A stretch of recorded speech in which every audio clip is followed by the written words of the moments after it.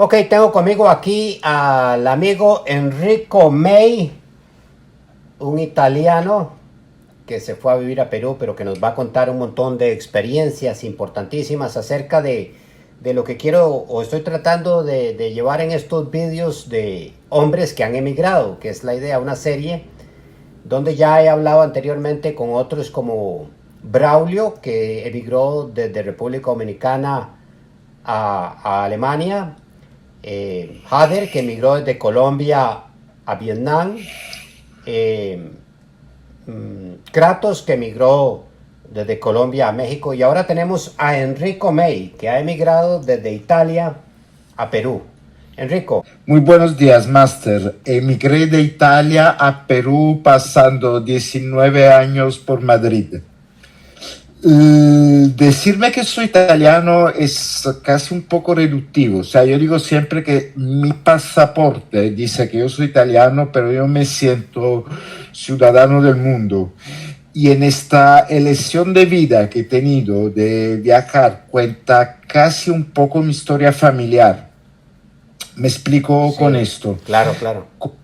Como se puede ver claramente, mi nombre es italiano, mi apellido no es italiano, porque mi familia, la historia de mi familia empezó en el siglo XVIII cuando Richard May emigró desde Plymouth, Inglaterra, hasta Nápoles.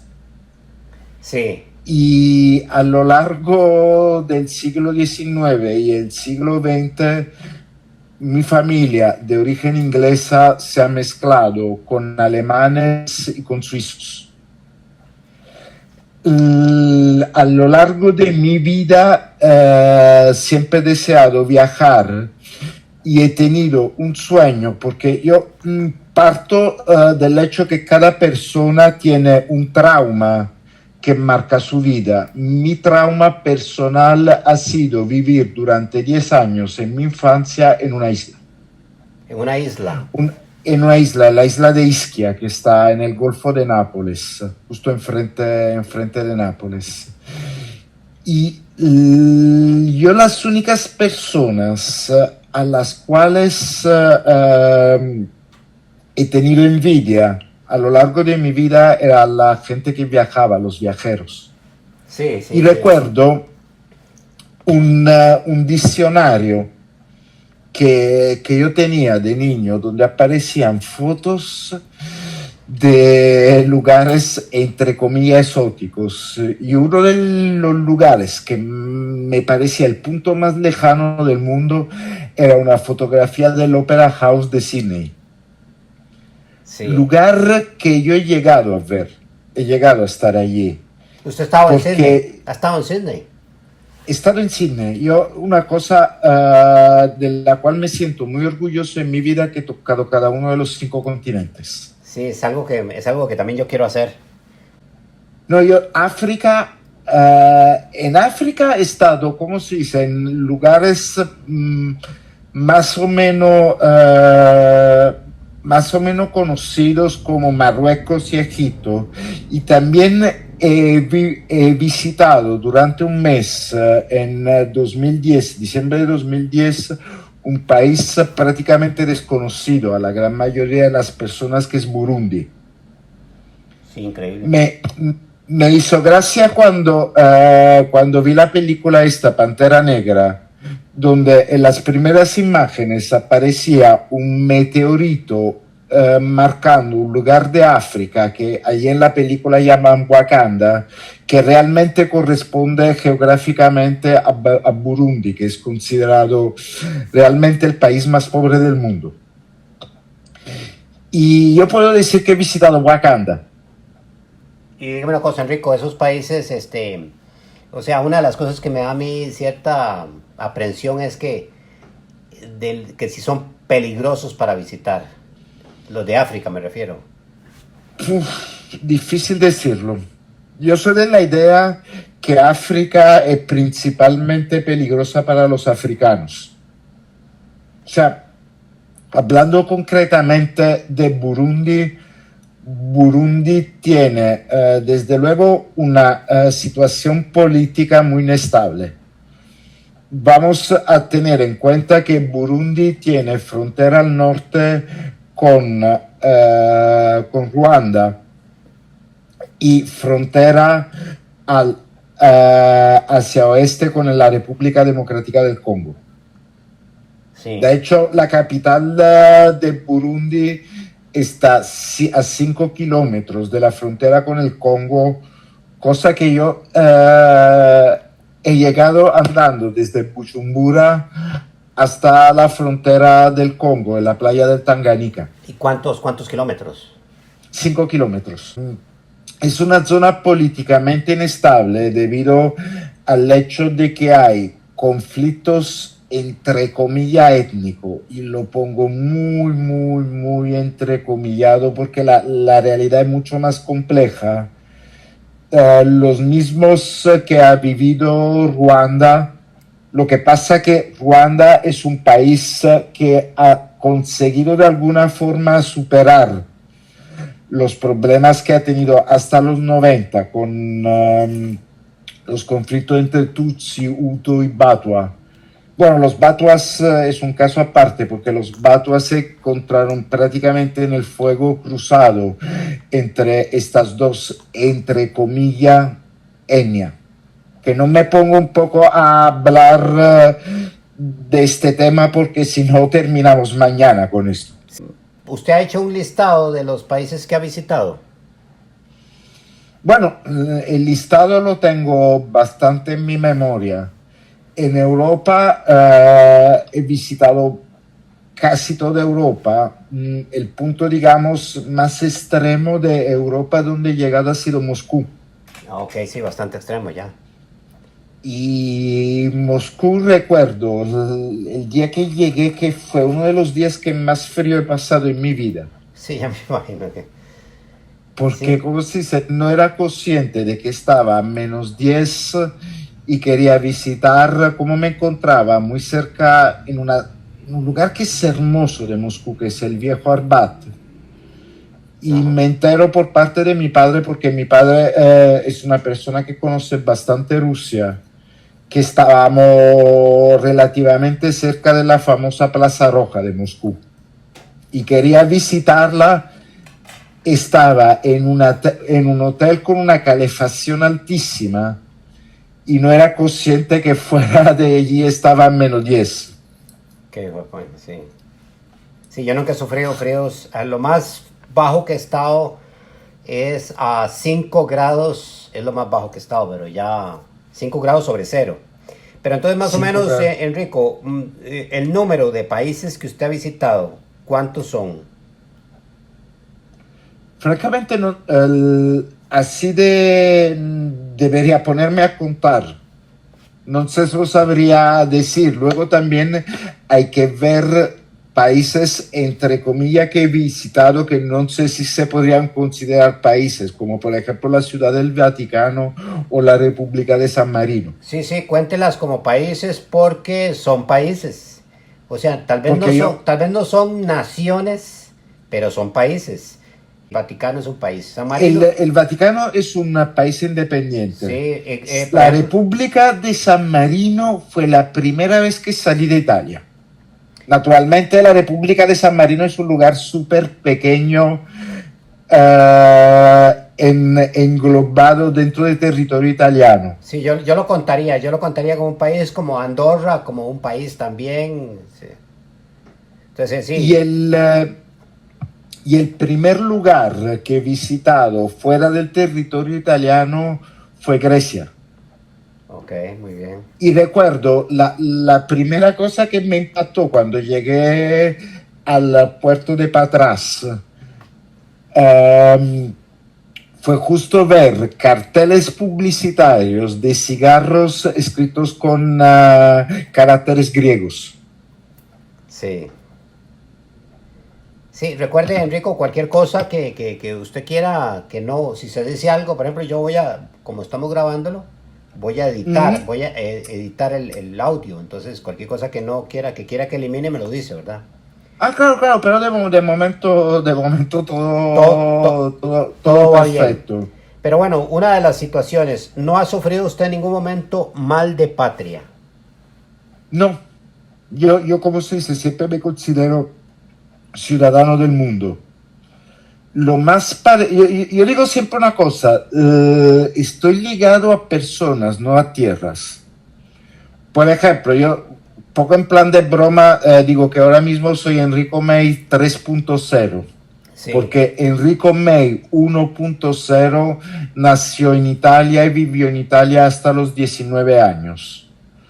Luego he vivido desde los 19 años hasta los 38 años, curiosamente se repite el número 19, en Madrid, y allí fue Enrico May 2.0. Y ahora mismo que llevo casi 6 años viviendo en Lima, soy Enrico May 3.0. Pues muy bien para usar el 3.0. ¿Cuántos idiomas habla usted, Enrico?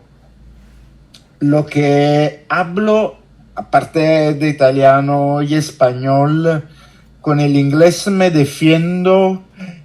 Estudié, bueno, no cuento ni el latín ni el griego porque estudié lenguas clásicas en el Liceo San Nazaro de Nápoles y Sí. estudié 2 años la lengua hebrea.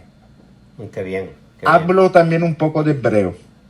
Qué Y bueno. el francés llego a entenderlo un poco por mi experiencia en Burundi, Dígame, porque diga gracias en hebreo. toda raba, ¿Cómo? toda raba, To- muchas gracias. Toda Java. Toda, no, toda To- raba, ok, muy bien, ¿no? toda raba. Muy bien, vamos a aprenderlo porque no se sabe uno nunca si va a parar por ahí, por Jerusalén. Porque es Yo creo, el idioma que hablan ¿cómo? en Israel, ¿no? El hebreo. En Israel, claro, Sí, claro. claro. Aquí, Bueno, como se dice, hay una cosa que me gustaría decir con respecto al Estado de Israel, un poco con todas las polémicas que existe, que parece que el Estado de Israel es el único país del mundo que tenga que dar explicación de su propia existencia. Ahora, uno puede criticar políticas puntuales de Israel, pero en ningún momento pongo en duda la necesidad de la existencia del Estado de Israel. por qué hay gente que... Ahora hay un punto al respecto. Hay gente a día de hoy que pone en duda la existencia de campos de exterminios durante la Alemania nazi, cuando ha sido el genocidio y la masacre más documentada de la historia. No, pero es que ahora se está poniendo en duda que exista la bomba atómica, que el hombre haya ido a la luna, que la Tierra es redonda, que la... Hombre, esto con respecto a esto hay un punto, que la Tierra sea esférica es una cosa que sabían los griegos desde la época de Eratóstenes, el cual con un cálculo trigonométrico consiguió calcular la esfericidad de la Tierra con cierta exactitud. O Ya sea, sé, por mí son cuestiones, temas como la Tierra, la esfericidad de la Tierra, o la existencia de un genocidio de la Shoah, no son cuestiones de percepciones ni de opiniones, son datos. sí, últimamente he estado viendo algunos vídeos que se están propagando ahí en internet de gente que cree que la historia no es como la han escrito, que estamos viviendo el año 1800, que no estamos en el año 2023, sino que estamos en el año 1800. O sea, es muchas cosas que dice la gente que ya uno no, pues hay que escucharlos, pues son interesantes, pero que no, que hay mucha Por mí, locura, ¿no? vale, en la historia por mí hay que diferenciar dos cosas. Una cosa son los datos que son más o menos objetivos. Una cosa distinta que uno pueda hacer interpretación de los datos. Y le voy a poner un ejemplo. El mito presente de la guerra de independencia de los Estados Unidos, de las 13 colonias que se rebelan contra el imperialismo británico, Sí, a veces, por ejemplo, en este caso, faltan las razones. Porque el famoso motín del té de Boston fue provocado por una subida de impuestos. sí. La subida de impuestos es porque Inglaterra se había metido en un fregado con la guerra de los 7 años, comenzando justo en una escaramuza de frontera entre colonos ingleses y colonos franceses. Esta cosa se fue como agrandando siempre más, pasó al viejo continente, provocó una guerra que hasta principios del siglo XX fue llamada Guerra Mundial, Ajá. que me refiero a la Guerra de los 7 años o la Guerra de Pomerania. Sí,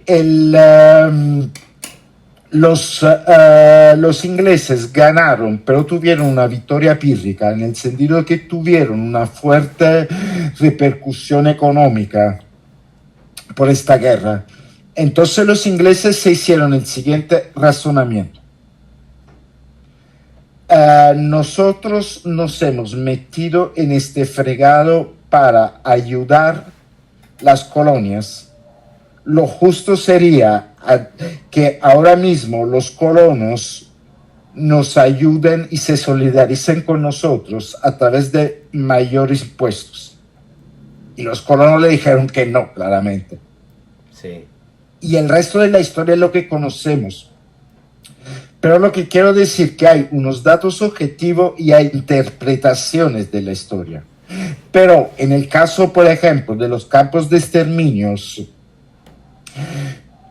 el pueblo alemán es famoso en todo el mundo por su, ¿cómo puedo decir? Su control. Ellos tenían todos datados, todo anotado. Sí. Ha habido unos juicios, ha habido testimonio de supervivientes y ha habido 6 millones de personas solo dentro de la etnia judía, sin contar homosexuales, disidentes políticos, gitanos, masones, que han desaparecido. Entonces, negar esta masacre es impensable. Claro, claro. Bueno, una cosa, Enrico, vamos a continuar con el asunto de lo que es la emigración o inmigrar. Sí. ¿Por qué Perú? Bueno, ¿Por qué Perú? Antes de Perú estuvo en España y después de España, Perú. ¿O no? De España, sí. En España he vivido en Madrid 19 años. Yo en Madrid he vivido muy bien, pero he tenido como la sensación de necesidad de cerrar un ciclo de la vida. No sé si me explico. Creo que la vida de las personas tiene ciclos, tiene épocas que pueden ser buenos. En mi caso, mi vida en España fue magnífica, pero era un ciclo que se había cerrado. Parto de una idea, Sí. que para tener calidad de vida,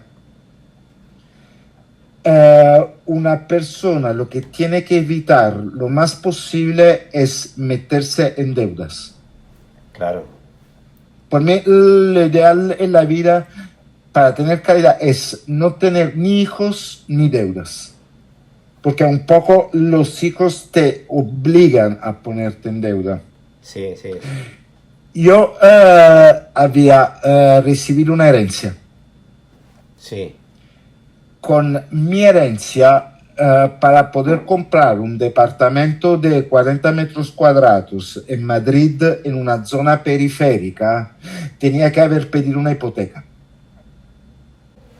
Mi idea fue, en lugar de endeudarme por 40 metros cuadrados en Madrid, es llegar a otro país, donde el coste de la vida es mucho más barato y comprar al contado una casa mucho más grande.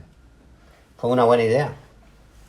Y de hecho vivo en una urbanización de una zona de Madrid, de Lima, que se llama Surco, en una casa de 150 metros cuadrados que he comprado al contado sin meterme ningún tipo de deuda. Sí, no, que eso fue una de las mejores decisiones que pudo haber tomado, además de no tener hijos. Hay una cosa que dijo en la anterior entrevista Kratos que me pareció muy acertada, cuando decía que la razón para mudarse, no me considero un emigrante, o sea, en el sentido soy un emigrante en sentido estricto, pero se asocia más el emigrante a una persona que viaja por una cuestión de necesidad. Ajá. Kratos dijo que uno tiene que también buscar un lugar donde se encuentra bien y donde se encuentra cómodo para vivir. Sí. ¿Y usted ya es ciudadano peruano? No, no soy ciudadano peruano. Ah, ok. Tengo mi carnet de extranjería aquí en Perú, pero sigo manteniendo mi pasaporte italiano. O Porque sea, una pregunta es que si requiere mucho papeleo ya estar en un país como residiendo. es complicado sobre todo porque Perú es un país donde históricamente la gente ha salido. Sí, Y en los países donde uno sale, entrar y quedarse requiere mayor papeleo. Aquí un poco la cosa se ha, entre comillas, simplificado por la ola migratoria venezolana. sí, Han un poco de alguna forma aflojado los requisitos por una cuestión de necesidad. En el sentido, y esto es un punto que quiero decir, porque yo me solidarizo con el pueblo venezolano, que es un pueblo que ha acogido históricamente cuando en Europa la gente se estaba matando, cuando en los años 60 en Hispanoamérica había dictaduras sanguinarias, la gente emigraba hacia Venezuela. Y en los años 90, cuando en Perú hubo la dictadura de Alberto Fujimori, la gente también emigraba a Venezuela. Y ahora mismo que Venezuela está teniendo y sufriendo una dictadura, lo mínimo que puede hacer la comunidad internacional es solidarizarse con un pueblo que siempre ha sido solidario. sí, qué bueno. Sí, aquí en Costa Rica también hay una gran cantidad de venezolanos, pero el problema es que no se les puede dar acogida y están en las calles ahí pidiendo y todo, muy feo, o sea, pero sí hay Claro, muchísimos de ellos aquí. ahí en el caso de Costa Rica me imagino que es todavía más complicado porque Costa Rica es un país pequeño. Exacto, sí. Perú, en cambio, es un país que tiene una población relativamente baja por el territorio que tiene y sobre todo una población concentrada exclusivamente o casi no exclusivamente, o sea, la mitad, lo que quiero decir que la mitad de la población peruana es en la misma ciudad de Lima. Sí, claro, y es que con ese montón de espacio también permite que haya desarrollo, porque más bien pensando ahora que la gente no está teniendo hijos, los países están decreciendo en población y la gente está necesitando, o los países están necesitando, pues gente que haga los trabajos. Yo soy siempre de la idea, y esta es una idea que quiero un poco dejar al aire, en el sentido casi como una sugerencia. Por mí, cada persona debería vivir en un país distinto en el cual ha nacido. Sí, claro. Porque esto amplía la visión de las personas. Yo creo que, como se dice, que una de las cosas que más ha hecho daño a la humanidad son los nacionalismos. Exactamente, la tolerancia, el hecho de sentirse ya extranjero, le ayuda a valorar cuando viene otra persona y está en su país. Entonces, muy importante esto de que las personas tendrían que tener esa experiencia de viajar para valorar muchas cosas. Yo digo siempre que he nacido extranjero. Y No, en parte es cierto porque incluso mis rasgos físicos son un poco distintos al, no digo del peruano, que claramente soy bastante distinto, pero me refiero justo al mismo napolitano. y dígame una cosa, ¿no se siente en Perú ya está usted acomodado o todavía se siente extranjero? Esa es una difícil pregunta, en el sentido de que yo de alguna forma digo siempre que me siento ciudadano del mundo y me siento ciudadano de la ciudad donde vivo. No creo que algún momento llegue, aunque llegue a tener la nacionalidad, sentirme peruano, en el sentido de que mi idiosincrasia es bastante diferente a la idiosincrasia local. Ya, claro. Pero lo que siento que tengo calidad de vida. Sí, Yo soy una persona sí, que acepto las diferencias y me siento cómodo con mis diferencias con respecto a los demás. muy bien.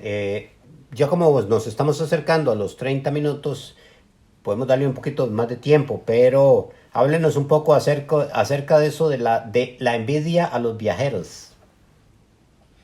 Ma es, como dije antes, yo he vivido desde los 3 a los 13 años en una isla. Sí, Y esto me ha dado una sensación de estar prisionero.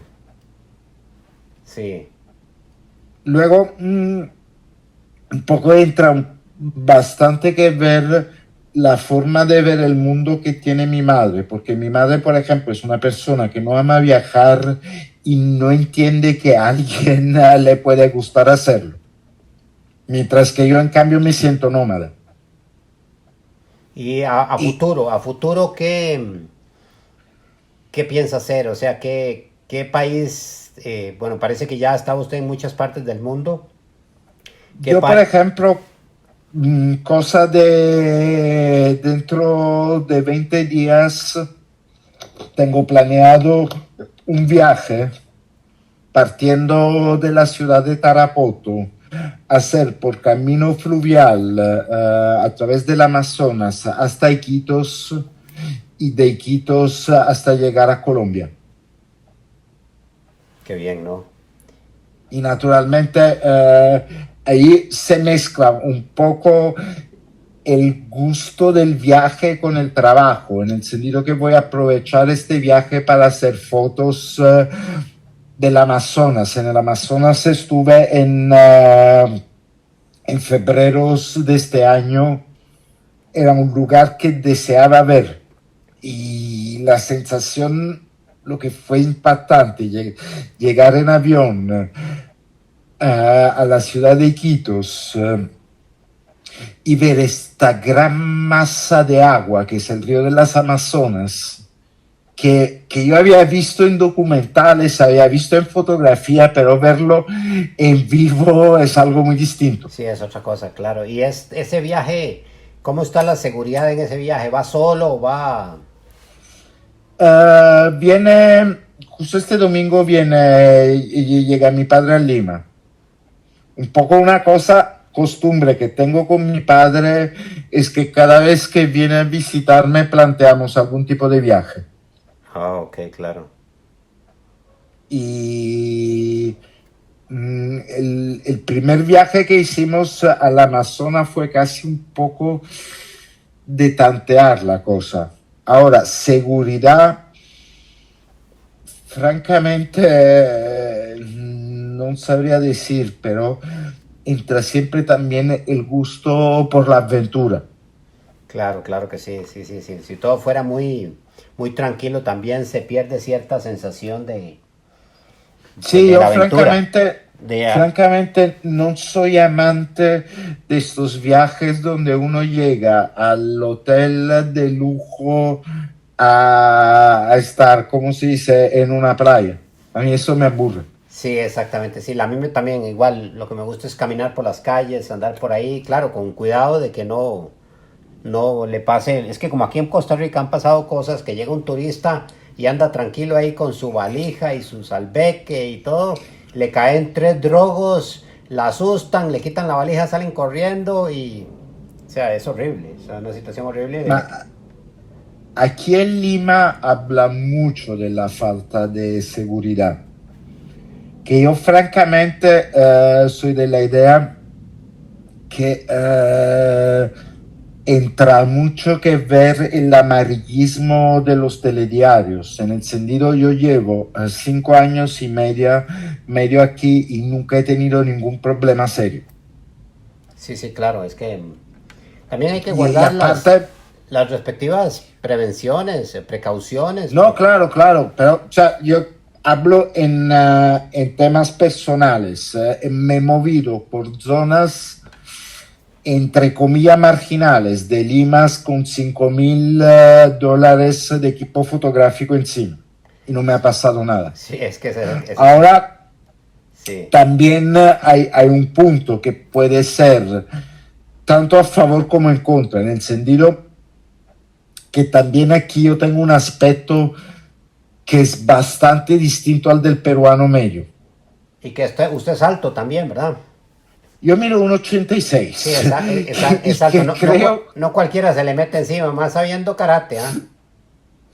creo como se dice que algunos también se han intimidado por esto, pero realmente soy una persona súper pacífica y no suelo, como se dice, liarme a golpes con los demás en la calle. Sí, no, y más que usted tiene conocimientos de artes marciales, eso le da una confianza como para enfrentarse a la gente y saben y la gente siente esa vibra de confianza, de que, bueno, entonces, Yo realmente, esta es una cosa que noto, o sea, yo por ejemplo, cuando estoy con mi cámara fotográfica, tengo una alerta con mis 5 sentidos. sí, sí, claro, para no lleguen por detrás a arrebatarle entre dos o tres la cámara. Sí, o sea, Esos equipos, esa gente lo sabe, que valen mucha plata, ¿ah? Y para ellos $1,000 es un montón de dinero. no, claro, claro, sobre todo porque objetivamente la vida aquí en Perú es mucho más barata que en Europa. Sí. Háblenos un poco de eso. Ya estamos casi en los 35 minutos, pero háblenos un poquito de eso, sobre ya el hecho de haber emigrado a Perú, la situación económica y cómo, pues, que las cosas son más baratas en Perú. Ma la situación económica en general ahora mismo es algo más complicada, en el sentido de que aquí, y esto es un problema que por mí tiene el peruano no tiene de las cosas, en el sentido se le achacan los problemas económicos al presidente, el cual en mi opinión es un incompetente, Sí, sí. es un completo incompetente, pero no es culpable de todo lo que se le achaca, en el sentido que hay una situación a nivel internacional ahora mismo muy compleja porque hemos tenido 2 años de pandemia que aquí en Perú ha sido particularmente duro. Y creo, como se dice, que encima ha empeorado, estuvo empeorando por decisiones estúpidas que hizo el presidente Vizcarra. Sí, ya cuánto lleva Castillo ya de presidente, cuánto tiempo ya Castillo lleva casi año y medio. ha aguantado, ah, con todo lo que se le ha venido, ha aguantado.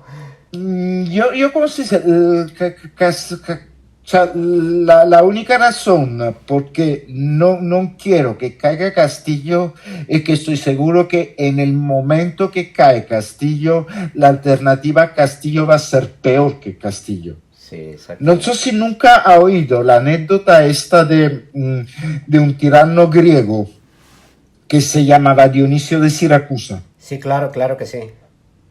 Que Dionisio de Siracusa, que era un tirano horrible, había una mujer que rezaba a los dioses para que Dionisio viviera muchos años.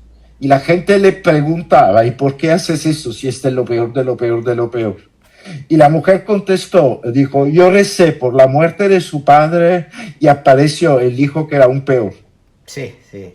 Bueno, ¿Y de cómo está salir de Guatemala para entrar en Guatepeor. en Guatepeor? Eso le pasó, eso después de Chávez, vino Maduro y la situación está horrible. Empeoró. Sí, Exactamente. empeoró de tal manera que los venezolanos están huyendo de su país. Y eso cuando sucede eso, y alguna gente me dice, no es porque sean de izquierdas, esas son las personas.